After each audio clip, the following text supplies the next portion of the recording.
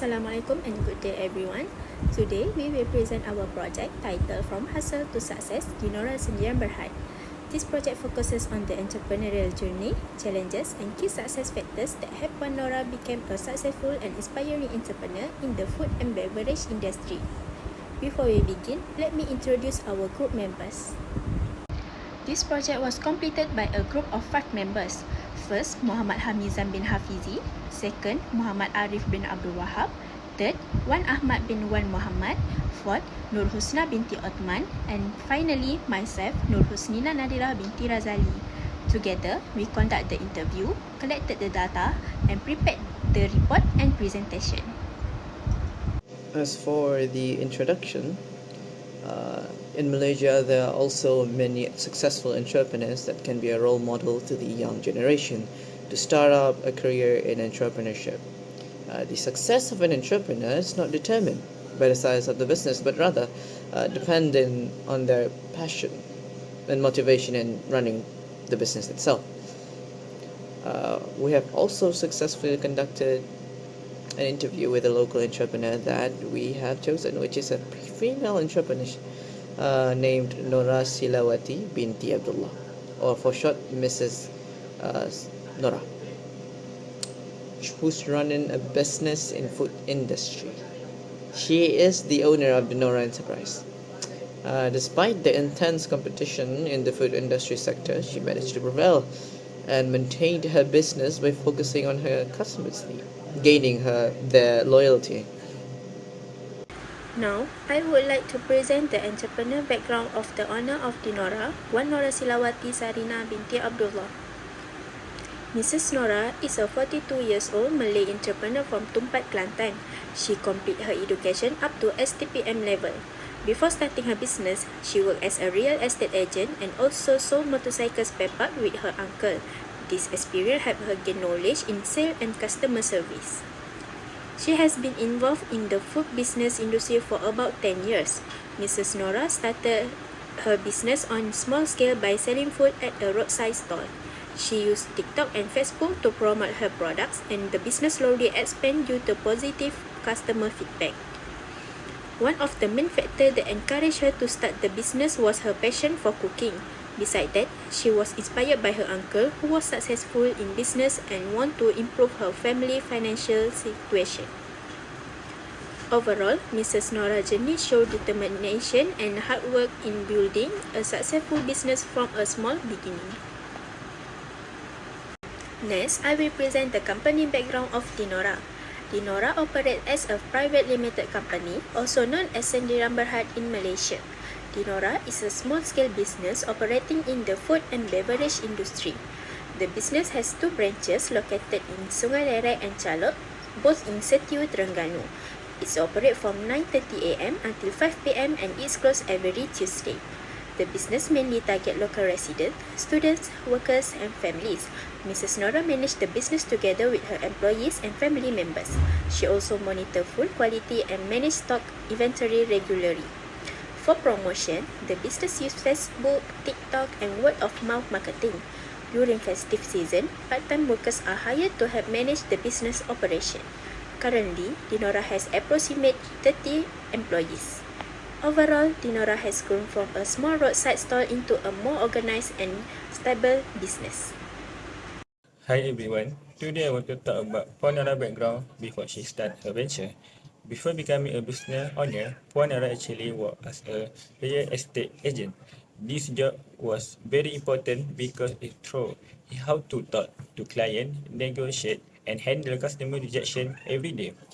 What interesting is that she had zero business experience during her school day.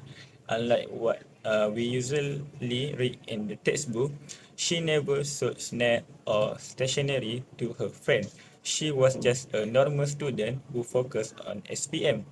However, everything changed at the age of 32. She reached a breaking point where she felt completely burnt out with the corporate routine.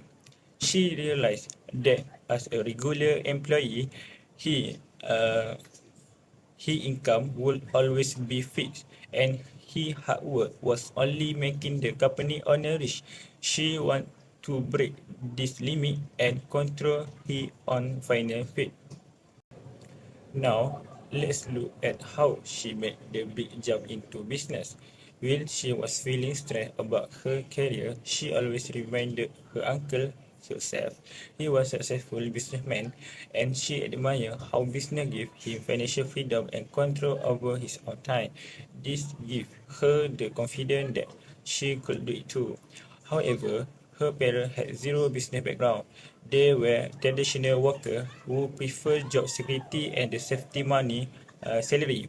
Because of this, Ponora had no business mentor or financial safety net at home. She had to learn everything from scratch and mentally overcome the fear of the failure on their own. But with strong determination, she took a big risk. She resigned from her stable career, took all of her personal savings, and used it to set up small outside food stall using just normal tents. In conclusion, Puanaura's story shows great independence. She successfully broke out of her family traditional mindset to curve her own path through pure grief and hard work. Hi, my name is Nur Husna. Based on the interview, Mrs. Nora family's motivation to start the business was her strong interest in entrepreneurship and inspiration she gained from her uncle's business experience. Besides that, she believed that only a business could improve her financial stability and provide better income opportunity. She also wanted to become more independent and achieve personal success. When establishing the business, one of her main goals was to put her own restaurant, Dinora, and make it well recognized by customers. Despite facing various challenges, she remained committed and determined. In the long term, she planned to expand the business to the Kuala Terengganu and other areas to reach more customers and increase sales. In terms of resources, Mrs. Nora started with limited financial capital, operate on a small scale. She gradually invested the profit and to grow the business. In addition, her previous experience as a real estate agent helped her to develop communication and customer management skills. Although she did not participate in formal networking activities, she put a strong relationship with suppliers and customers through her daily business operation. This relationship had to ensure smooth operation and attract new customers through word of mouth promotion. In conclusion, Mrs. Nora's business growth is driven by strong motivation, clear goal, and effective use of resources, and also good relationship with supplier and customer. These factors have contributed to the sustainability and future growth of Dinora. Hi, my name is Wan Ahmad. I will continue to talk about the time Miss Nora start the venture. When Miss Nora launched her venture, her approach to resources and networking was defined by strategic safety nets and a rapid learning curve. Instead of diving in blindly, she formulated a two-path plan to protect both her capital and her emotional resilience. While her primary focus was anchored in her lifelong passion for cooking, she built a concrete backup plan. If the restaurant failed, she was fully prepared to pivot to a motorcycle spare part business, leveraging a relative existing business network and mentorship as a guarantee safety net. This strategy relationship proved crucial because at the start, Miss Nora lacked a professional culinary background, supply chain knowledge, and commercial kitchen experience. However, she offset these technical shortcomings with high mental resilience and deep self-awareness. Under her relative guidance, she aggressively mastered supply negotiation, cash flow management, and customer relation, proving that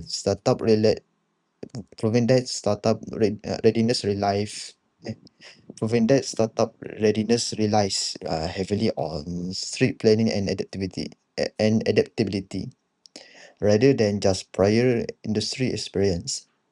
Moving on to her operational control and risk orientation, Puan Nora completely reject passive management to combat the high failure rates typical of the food industry.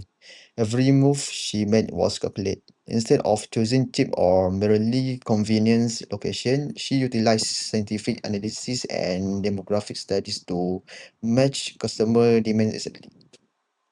To keep the business lean, she limited the menu exclusively to high profit items, which successfully streamlined kitchen operation and low overhead costs. Her entire risk orientation was about substitute impulse with data-driven systematic planning. By conduct rigorous site evaluation and financial projection, she effectively turned abstract risk into manageable variable. She channeled her initial lack of industry experience and self-doubt into intense over preparation. I think that's all from me. To conclude, there appear to be some driving key factors that supported Mrs. Nora throughout her path, and that is the undying passion and her interest in cooking. Nothing was able to top her passion, and that led her to continuously go forward without slowing down. That is, if she is not made to be by the circumstances. These have unconditionally motivated her to strive to be sure of her own decisions and moving forwards. Despite a limited and humble start, she got through it all. She also kept her connections and network with helped her in more ways than one, and we ought to follow her. Exactly. As such. All in all, there are a lot of key takeaways from this that we can get and we can use, and benefits to be had in the future for us who are willing to be entrepreneurs in the future, maybe. Therefore, we hope to see more successful entrepreneurs in the future, and we are eager to learn more about them to deepen our understanding in this field. And this should go for everyone too. That's all from us. Thank you.